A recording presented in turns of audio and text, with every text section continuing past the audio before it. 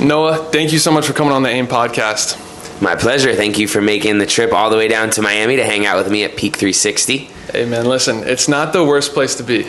I totally agree. I've been here for the last, what has it been now? I started college at in 2010 and we're in 2023. So it's been about 14 years here and not too shabby. You're almost the mayor. Well, oddly enough, I am friendly with the mayor and we're doing a little event this weekend that we were just talking about, but not quite there yet.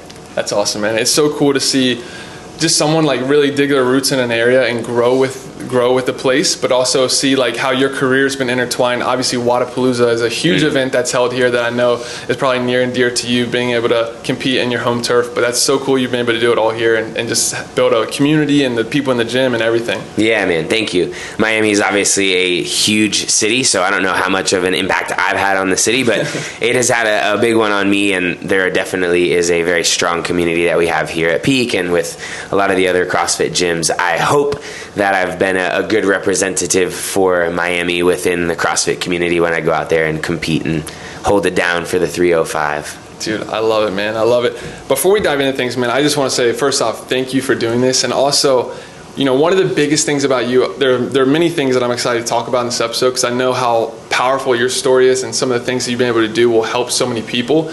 But dude, the biggest thing that strikes me is just your contagious positivity, your energy, your joy. You have this like glow about you that no matter who you are, like even when we first met and you really didn't know who I was, you were just so respectful and so kind and just brought so much energy, and that stuff is so contagious. So I just want to thank you for the person you are and like how you've been able to incorporate that in your character and impact so many people. Thank you for saying that, and truly right back at you. I felt the same way when we first met and still feel it now. All good vibes. Let's go, man. I want to talk to you about the thing that's in your bio, the phrase. I know you've talked about this in other places, but I'd love for you to share with our community. You talk about being happy, but also hungry. Mm-hmm. And what does that mean to you, and why is that such a pivotal phrase that you put in your bio?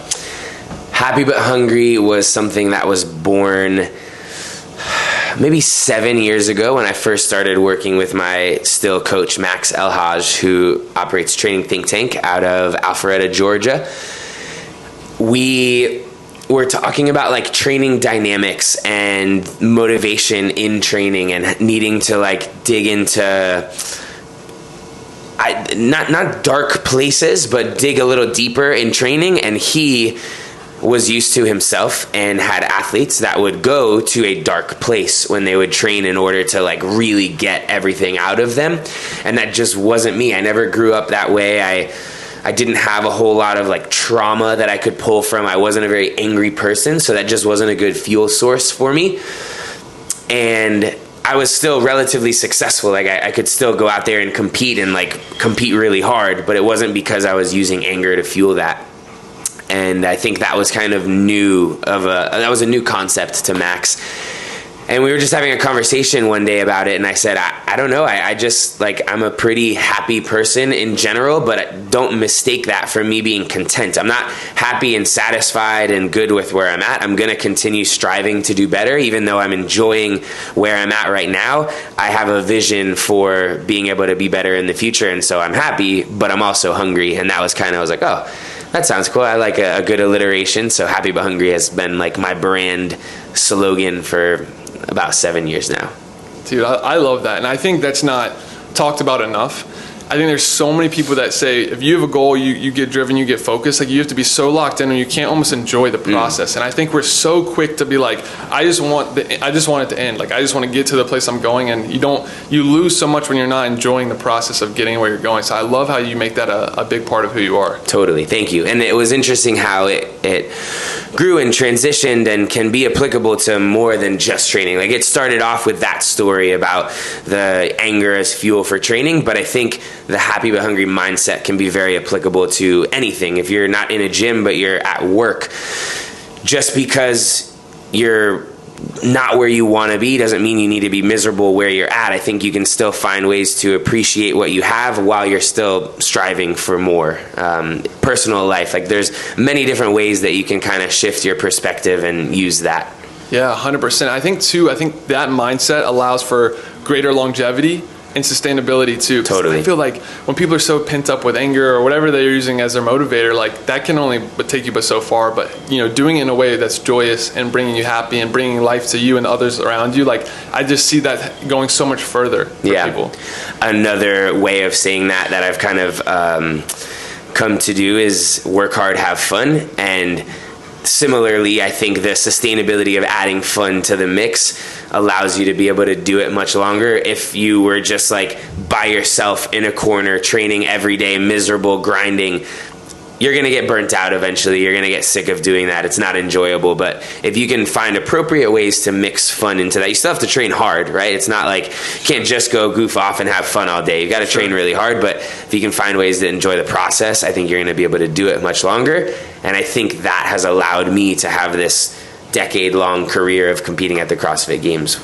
That's amazing. I want to talk about that later in the episode. I want to dive into that because that's, first off, congratulations. That's a huge accomplishment. Obviously, you're the only one who's done it, so that's two other guys and myself all this year for the first time accomplished 10 in a row. Yeah, you're in the class with the first group to do it. That's amazing for sure. But this is like broader than that. This has been a huge year for you. Getting married, accomplishing that goal. Obviously, I'm sure a lot of other things that you've been enjoying, but this has been a great year for you all overall. Yeah, 2023 is a special one. It's my 10th and final year competing as an individual at the Games. Like I just mentioned, like you mentioned, it is the year that I got married to my wife, Joanne, which has been amazing. She and I have been together since the beginning of my career by chance. So we've been together for 10 years, finally tied the knot.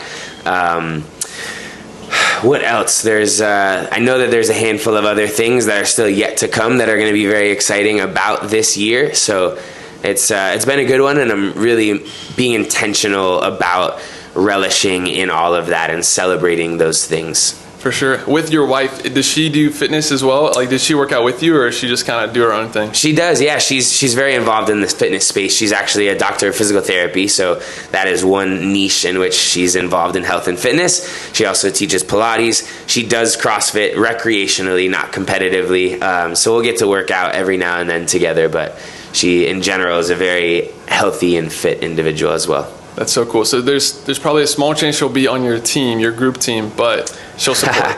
Yeah, I think even if I were to beg her to be one of the members on the team, it would not be her thing. So that's funny. Yeah. That's awesome, man. I want to talk to you about your background for a second. Like, just for the people listening, this kind of set the stage. And I know you kind of mentioned it at the beginning of the episode of you being from Miami, but prior to your CrossFit career, talk to us a little bit about your upbringing in Miami and what some of the things that you were into before you stepped into competing as a professional CrossFit athlete. For sure. Side note, pardon our sweatiness. Everybody that's watching, we are in the recovery room at Peak 360, and the sauna is on behind us, and it's just generating a lot of heat. And we turned the fans. For the workout after this. Yes, exactly. It'll have us ready to go.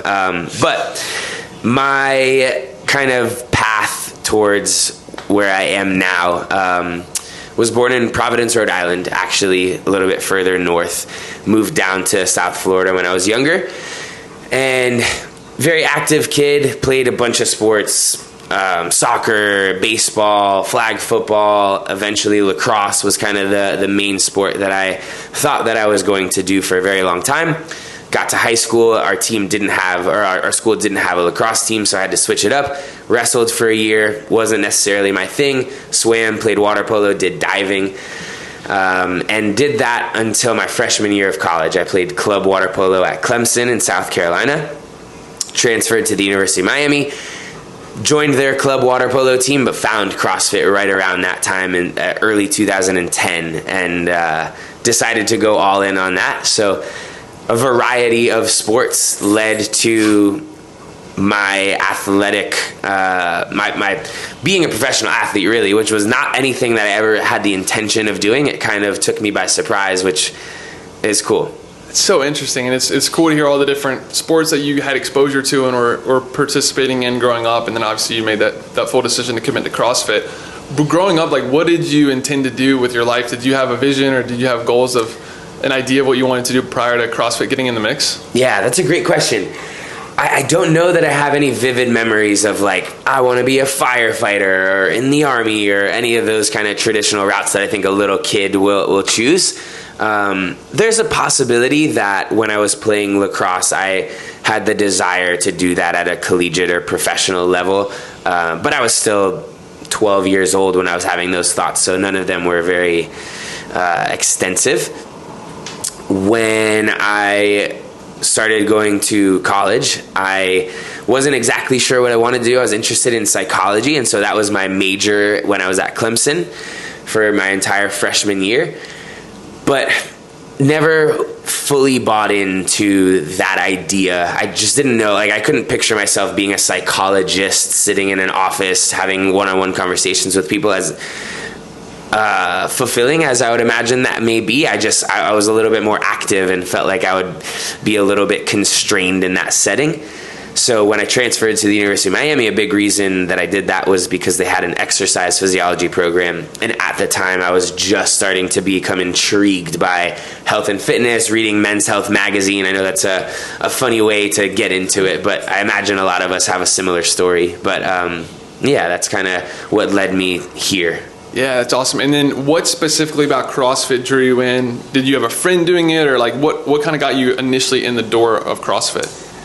Yeah, literally what got me in the door was just walking by, basically. I saw a CrossFit gym with the bay doors open and saw all of the equipment that they had. And at that time, I was doing more traditional style fitness in like a Globo gym.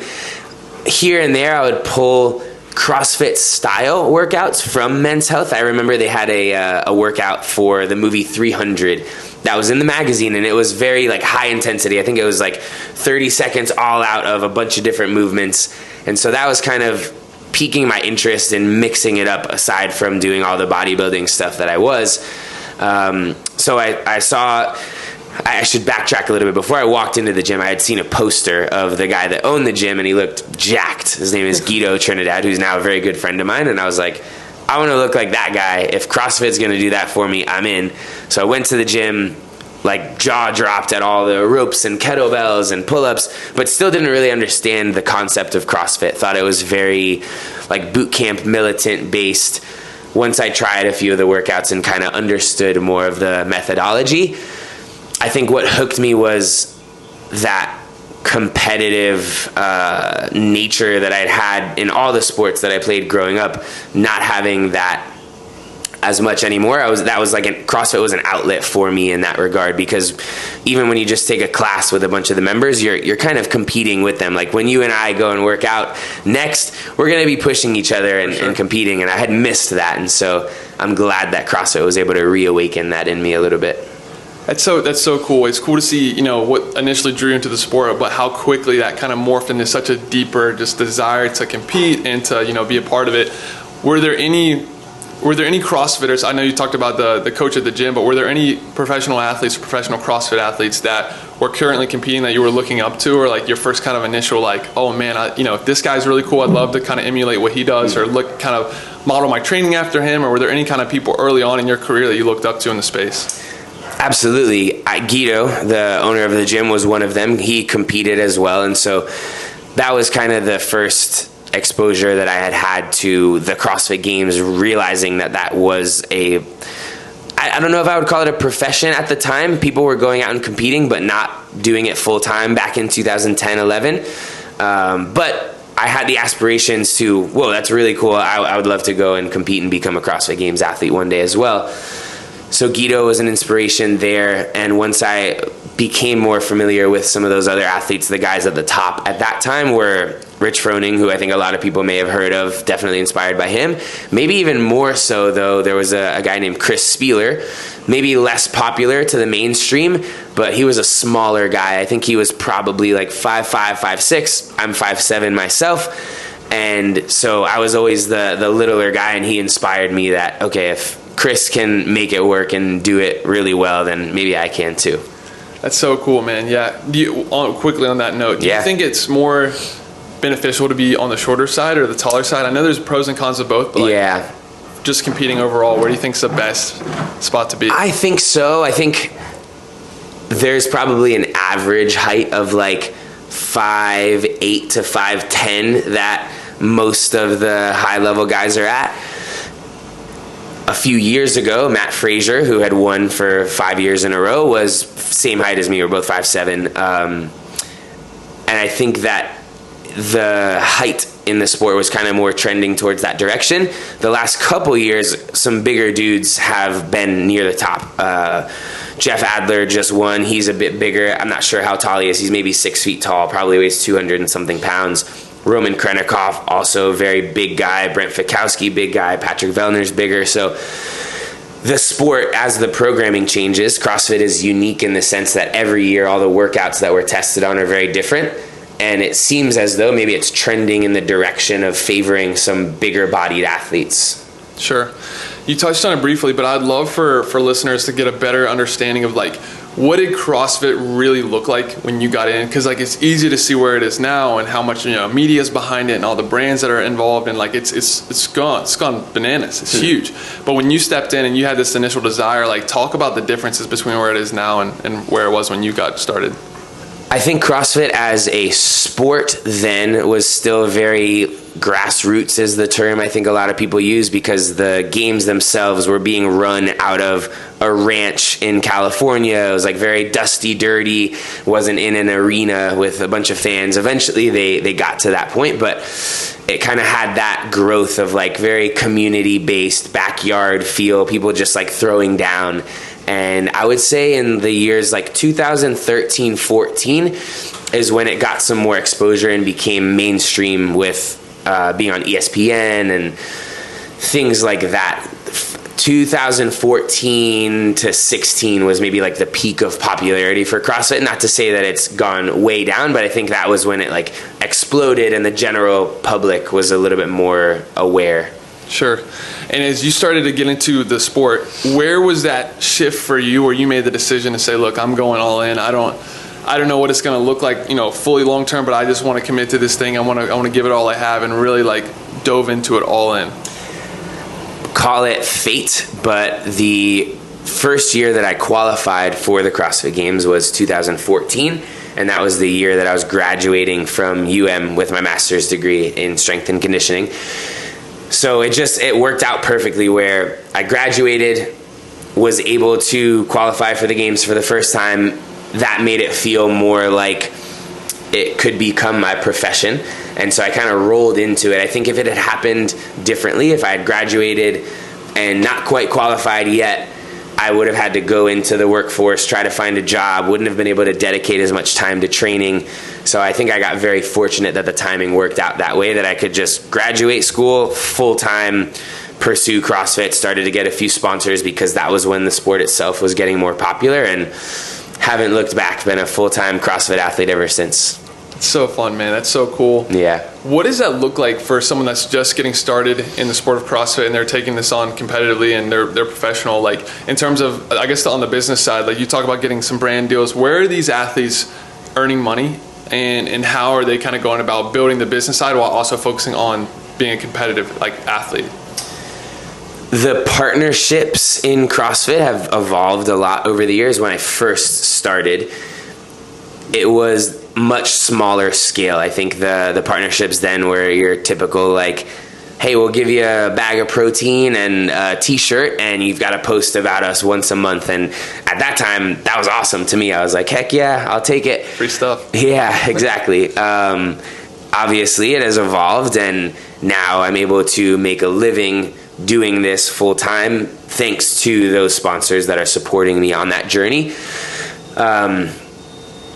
And I think that there have been people in this space that have really pushed it forward and helped it evolve in that way. And my manager, Bijan, is one of them. I've been working with him since we both graduated college together back in 2014. And when there were deals that were being given to athletes for hundreds of dollars a month, he was able to push for thousands. And now it's just continued to grow. And it's been cool to be a part of that, hopefully have been a part of that evolution and growth.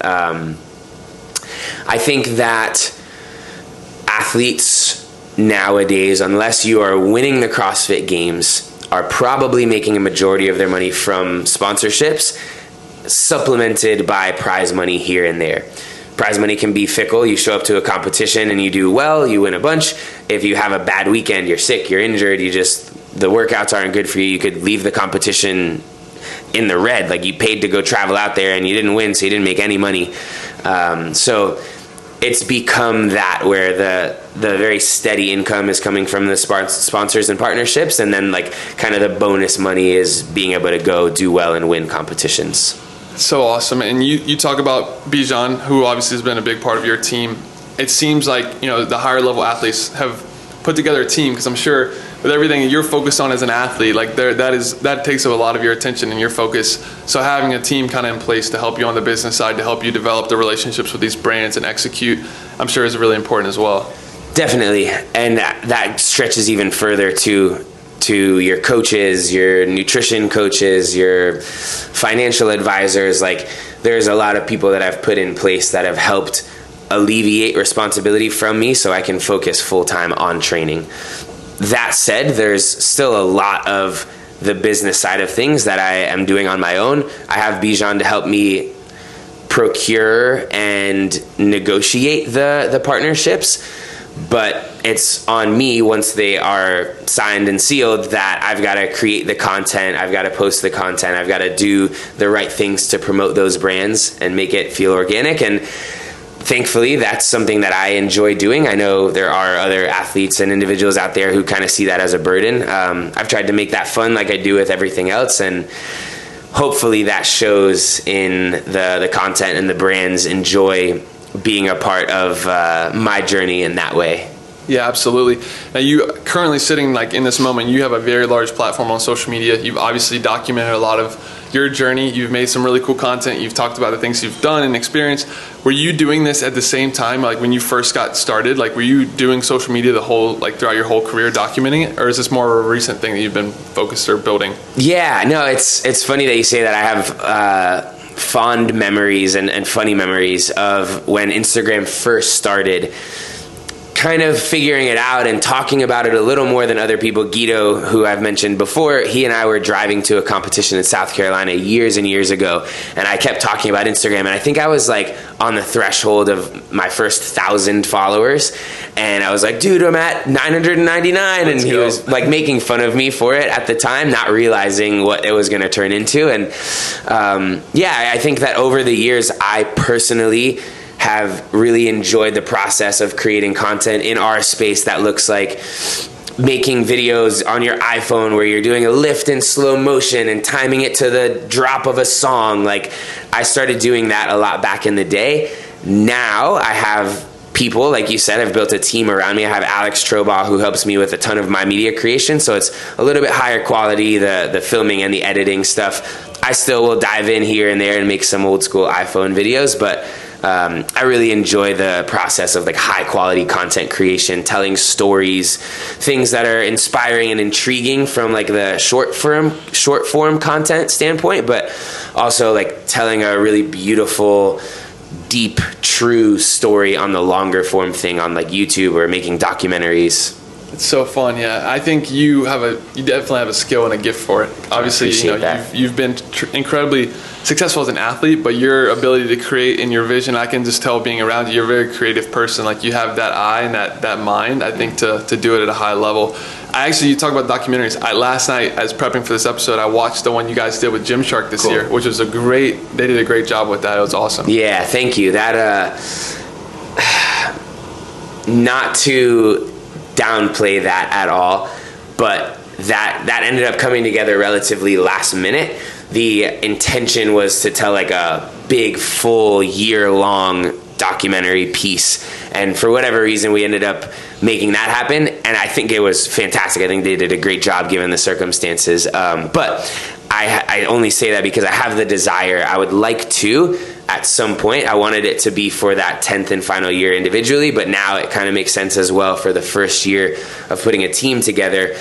Tell the story of the entire season in either one piece that kind of launches before or after the games, or do it throughout the season, kind of have regularly scheduled mini episodes, whether it's on YouTube or another platform, that give people insight to what that process looks like, so they're more invested in the journey, and when we finally get to the games, they've got a ton of insight and connection to the team because they've had that access. Yes, so I love how you talk about bringing people access. I think it's unique in the fact that social media is such a blessing in a lot of ways and a tool for people to get to know you better, get to learn more about you, what you believe in, what you care about. But on the flip side for you, like that's a huge act of service for you to like open up your life and really show people that journey. But I think with the right heart posture, it can be such a really cool way to build like a true relationship with the person that is supporting you, is that looking up to you, and the impact that you're having in their life. I agree, and I think that I first realized that in 2019. I was going through a really difficult time with family circumstances. My parents were in the middle of getting divorced, and I shared a little bit of it on social media, not so much for sympathy or anything, but it felt for whatever reason appropriate to share my experience in trying to find joy in that really difficult situation, like trying to stay happy and motivated. And I thought, if there's somebody else out there going through something similar, maybe I can at least let them know that they're not alone, and maybe give them some advice on how they can try to make the most of this tough time. And I just got a lot of positive feedback on that. Like, people really appreciated the genuine nature of sharing and being vulnerable. And I didn't realize how meaningful it was to people to be vulnerable with them, to be real. And that hit me really hard. I was like, okay, this is something, this really touches people, and I think that's the right direction to go. Prior to that, I myself, and I'd imagine a lot of other people, kind of try to curate like the way you want to be perceived, and usually you don't show a lot of the bad stuff because you want it to be all positive. Sure. But I think showing the bad stuff allows you to be more relatable and people to connect with you on a deeper level. I love that. I want to talk to you about mindset, because that's a big theme. You know, we bring a lot of guests on the show from a variety of industries, a variety of categories, but the one common theme is that most of these guests we have on the show have just really strong ambition. They're really driven, and they're doing something special with their life. They're, you know, while they're, like you said, not always going through smooth patches in life, they're always finding ways to continue to push through and to help others. I want to talk to you about the mindset it takes to do what you've done at such a high level for such a long time. What have you learned about your mind and the way that you attack things mentally? Dang, that one's deep. I don't know if I have the automatic response to that one like I have for some of the other questions. Mindset's always been an interesting one for me. I think, like I said before, because I didn't have like that anger as my fuel. I'm not out seeking revenge from anyone. I'm not trying to prove anybody wrong, like a teacher that told me, or a coach that told me I couldn't do it. I think that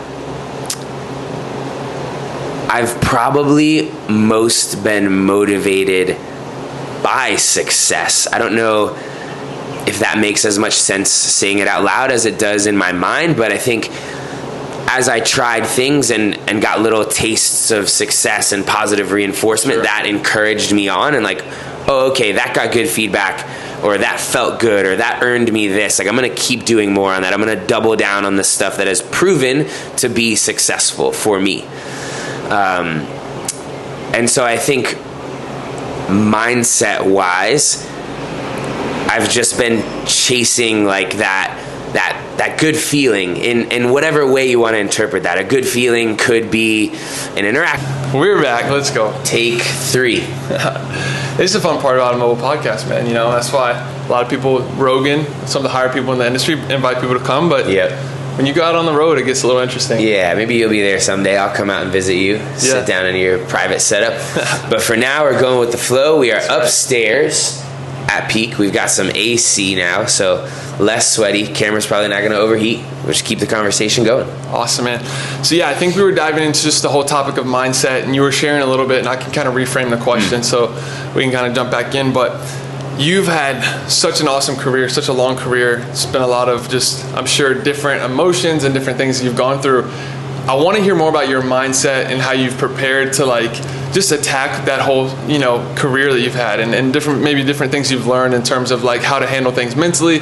And I know you were talking a little bit, if this helps you kind of come back, you were talking about how your confidence would come from the tiny wins that you were starting to stack. So yeah, for sure. I think building off of that concept of being motivated by success, and I was starting to say that those little wins could come from anything. It could come from I was chasing the good feeling is what I said, and that good feeling could have been PR on a workout, it could have been a compliment from somebody, it could have been a sponsorship dollar. And I know a lot of that sounds like very external or extrinsic motivation, which people say that that's probably not the best form of being motivated, that it's like a little superficial, and I agree to some extent, but I'm not ashamed to say that that is a motivator for me. There are things that I want to accomplish and achieve that are extrinsic, that make me feel good intrinsically. So I think that was kind of a part of the motivator. When I started to get a little bit of success, I wanted to get more of it and find out ways to do it better. I think that perspective shifting became important for me eventually as well. I don't know if I could pinpoint a moment when it happened, but when I would experience something negative, I think back in the day, I would dwell on it a little bit more. It would be a bigger deal than I needed to make it. And eventually I learned that was just detrimental, dwelling on something or blowing it up to be bigger than it is maintaining that negativity. And so eventually I learned to reframe and shift my perspective and take negative experiences as learning opportunities or find some good in the bad. And I think that was really big for my growth as an athlete, but also as a human being and a person in general with my relationships. I love how you bring up perspective, because I think that's something a lot of people miss and they lose sight of, because it's easy. Like, if you're not conscious of it, you can quickly say, this situation I'm in is very difficult, or these things aren't working out the way I want them to go. And you give too much weight to something that shouldn't have that much weight. Yeah. I think for sure when I started to become, it was something that I was intentionally cultivating, maybe not at first, but again, once I got a taste of like being known as the happy guy and the good vibes, whatever that may be, I was like, I like that. I want to ride with that. I want to do more of spreading positivity. And that, I think, led me to trying to find the good in all the bad. Like, whenever a bad situation would come up, I'd be like, there's something positive that we can find in this. There's going to be a way to spin this into a positive. Not to the point where it's neglectful of the fact, like, I'm aware that bad things happen and at times you have to address them and be aware of them, but I think trying to be as productive in those situations as possible has really helped me stay positive. I love that, man. I think that's really helpful. The people listening, I think, can take a lot from that. I want to zoom in a little bit, still in the topic and realm of mindset, but specifically games mindset. I know it's a whole different kind of thing. I want to hear your perspective of like what goes into your preparation to get your mind ready for the games specifically, not just like the greater like things you're dealing with in life, but like to prep for such a large competition that's so meaningful to your career and also like very high stakes. Yeah, man, the games are huge, both as a physical, mental, emotional test every year. Every year I get incredibly overwhelmed with nerves. I don't know if other games athletes often admit to that, but everybody has to experience it. I've been doing it for 10 years, and there have been years that felt more or less important, but always carry with it a huge sense of anxiousness before the event starts, for me at least. And sometimes that is physical, like I know it's going to be a really intense week that's going to test me physically beyond my limits, but mentally as well, emotionally, I put a lot of pressure on myself. I feel like there's expectations from others on how I'm going to perform. There are sponsors that are relying on me to perform well, and so in the lead up to those big moments, I often can get overwhelmed with all of that and like, man, I have to do well this weekend, otherwise this, and this. And obviously, I like we just talked about, will try to shift my perspective and be grateful for the opportunity and the experience, but sometimes you just can't completely close all that down. And I've had to learn how to like deal with those nerves throughout the big week, and I've survived it 10 times in a row, so I've figured something out, but it's definitely not always easy. I love how, perspective is obviously something you use, but I think some nerves are good. And I think sometimes people get so scared to like deal with their nerves. Like there's such like a But like, I think as long as you're doing it in the right way with the right mindset, I think it's actually a good thing to have nerves. It means you care. It means this is important. Like, and it's good to have that kind of awareness, I think. I agree. That's like your body firing itself up for whatever is to come. And I truly don't remember what I was going to say. It's all good. Moving on. I want to talk to you about journaling, because that's another something that you've talked about in different episodes or interviews you've done, and even on social. But like, how has journaling become a part of your routine, and what have you kind of seen come from it beneficially? Yeah, man. Every time that I speak about journaling as of late, I always think I need to get back to doing that. Admittedly, I don't do it as much now. Back in 2019, like we spoke about earlier, it was a very tough time in my life. I found gratitude journaling to be a way to shift my perspective when I felt like the only thing that was going on in my life was bad, negative stuff. Being able to grab a pen and like acknowledge all of the small positive things helped me to like take a deep breath and realize that life wasn't as bad as maybe it seemed like it was. And so I think that saved me, being able to journal, especially focused on gratitude during that really tough part of my life. Now that I'm past that, my family has moved on individually. My parents are both much healthier and happier. On a day-to-day basis, I don't find myself needing to find those small wins, although I think it's probably still good to acknowledge them, even if generally your day-to-day is pretty full of goodness. Yeah, that's awesome. I love that. I want to talk to you about, you've had obviously a tremendous career. We've talked about it throughout the entire episode as an individual athlete. But as you make this shift to now participate in teams, and I'm sure there's other things you're excited about post that just intentional individual career, I want to reflect really quickly back on it. And do you have a moment, a defining story, something that you want to pull from that was just like a really exciting accomplishment or just moment for you that you just like think about from time to time? In general, in my career? Yeah.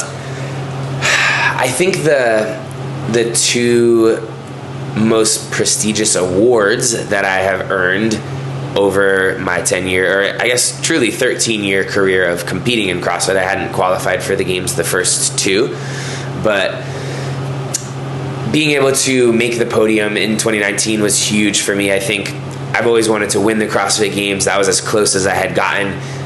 Making the podium in general was kind of a secondary goal, and for me felt like a stamp of accomplishment. I felt like now I could reflect on my career positively, not that I wouldn't have otherwise, but I had that medal to be like, okay, I earned this through all the hard work. The hard work was worth it. So that was big from a performance standpoint. And then a couple years after that, I was given the Spirit of the Games award, which is more of a testament to character. And that was really special to me as well, because I want to leave a legacy beyond the leaderboard. So those two are probably my favorite things to reflect on, although there have been so many awesome memories over the course of competing in the last 10 years. Dude, that's a cool award. I didn't even realize that. I didn't know that was an award, but you definitely embody all of that. I appreciate that. Yeah. That's huge. I want to talk to you about this next season of life. Now you're stepping into this transition of competing in teams, all of what that entails. I guess talk to us a little bit about like what does that look like for you right now in terms of your training, in terms of your mindset, what you're focused on, and how are you making this transition? I'm incredibly excited to move into the team realm. I've always been, I don't know, a people person is such a cliche term. I wouldn't want to use that, but I enjoy connecting with people. I enjoy sharing experiences more than doing them solo. When I was training as an individual, I always wanted to have training partners that made it fun for me. So I think being able to do that full time, to train and compete with a team of 3 other people, is going to be even more fulfilling and special in the highs and the lows. I'm sure the lows are going to hurt more because you're sharing that experience with other people. Maybe could at times feel like you've let them down, whereas individually it's all on you. But I think the highs are going to be so much higher and more fun to celebrate with others. So anyway, just on an emotional front, I'm very excited for the team side of things. In other ways, like training, business, I also am very excited to make a big deal out of this whole thing. We kind of talked about perspective, and I've realized recently that things are as big of a deal as you make of them. If I were to transition into the team thing and not create any buzz around it, not build any excitement, it could probably slip under the radar and not be that big of a deal. But if I intentionally craft the story and create excitement and hype behind it, I think myself, other teams, the CrossFit community, brands are going to be really excited about it. So I'm excited to build a brand around our team, tell the story of it coming together, and hopefully being successful at the end of the year. Dude, that's exciting. I can't wait to follow the journey. Yeah, appreciate that. Before you announce your team, and obviously I'm sure there's things you're still working through in terms of formalizing your team, what does training look like for you right now individually as you prepare for that season? I got a taste of some team stuff about a week or two ago. I was out in Madrid, Spain, competing on a team of 4. So that was really cool to just dip my toes in the water. That was my first real experience with using the worm, which is an implement that is just like a huge, I think it's a almost 400-pound sandbag that the team has to work with together. And I really, really enjoyed that. Like, I crave using that now. So I'm excited for that. In the interim, before the team is here rooted in Miami, which is the goal, I will just kind of be training on my own. In the off season, I usually enjoy just having fun, jumping in and taking classes with all the peak members, making up my own workouts with my friends. I will be competing at Rogue, the Rogue Invitational, at the end of October. So still doing some individual style training, although approaching it a little bit differently than I have in the past. Are you doing individual at Rogue? That's the only option, yeah. So, oh, wow. Even though the games was meant to be my last individual competition, I got the opportunity, I got the invite to Rogue, which is pretty prestigious, and I feel like I'm just going to treat it as like a little bonus opportunity to go out there, compete, have fun. A victory lap? Yeah, exactly. That's a good way to put it. That's awesome, man. Yeah. What does your diet look like? I'm super curious. Obviously, a lot of CrossFitters have a very similar build, but you holding so much muscle mass and training at such a high intensity, like what goes into your personal diet? Yeah, I'm curious if it is what you would expect. In season, I am pretty good about tracking macros. I keep it pretty simple for myself. I'll usually do about 500 grams of carbs, 200 grams of protein, 100 grams of fat every day, no matter what the training volume is. I try to get that in as cleanly as possible. There's a lot of my fellow athletes that will, like, mostly on competition weekends, but sometimes also in training, get their carbs from like candy throughout the day. Not my favorite thing to do. So I try to eat cleanly. I'll have a huge breakfast usually. That's like some oats, protein, berries, English muffin, peanut butter, banana, apple. Oh my gosh. Yeah, it's usually like a 1,500 calorie breakfast. I'll train almost all day, have some snacks in between, which is usually like applesauce for carbs or a carb shake. And then I'll get home, snack a little bit, and have a big dinner that is usually like some sort of protein, chicken, beef, whatever it may be, some sort of like starchy grain, like a rice or a potato of sorts, and some vegetables. And supplements here and there. I'll take creatine in season when I feel like I need to be a little stronger. Protein on occasion, fish oil, multivitamin, but that's about it. That's super interesting. So you don't really eat lunch. You eat 2 kind of larger meals? Yeah, you picked up on that. I don't. I don't know. Wow. And all my friends that will come and train will be That's like, very interesting. Dude, we haven't eaten all day. And I'm like, I know. I just, not that I don't have time for it, but also the stomach for it. I like to train straight through. So if I had a big lunch break in the middle, it would break that up. And it's just the way that I've come to do it. I love that, man. No, that's awesome, man. Yeah. This has been such a fun episode. I know we've dealt with a couple different things, but I'm super grateful, like I said at the beginning, just of who you are and your willingness to come on the show. And I'm excited to train with you here in a little bit. But as we wrap this thing up, man, I just want you to have the opportunity to like leave our audience, our community, with any like lasting words of wisdom or lessons you've learned throughout your career. We just love hearing all the wisdom from all these incredible guests. If there's anything that comes to mind of something that you've learned that's really helped you, that you can maybe bestow on our community. Cool. Thank you. Well, thank you guys all for listening. Doug, thank you for the opportunity. I think you guys are all lucky that you have a resource in Doug himself, who is very inspirational and positive, and all the guests that you bring on also are such. So really cool platform that you've built here. I'm grateful to be a part of it. I think hopefully a lot of the things that we talked about on the episode have been impactful to somebody in some small way at least.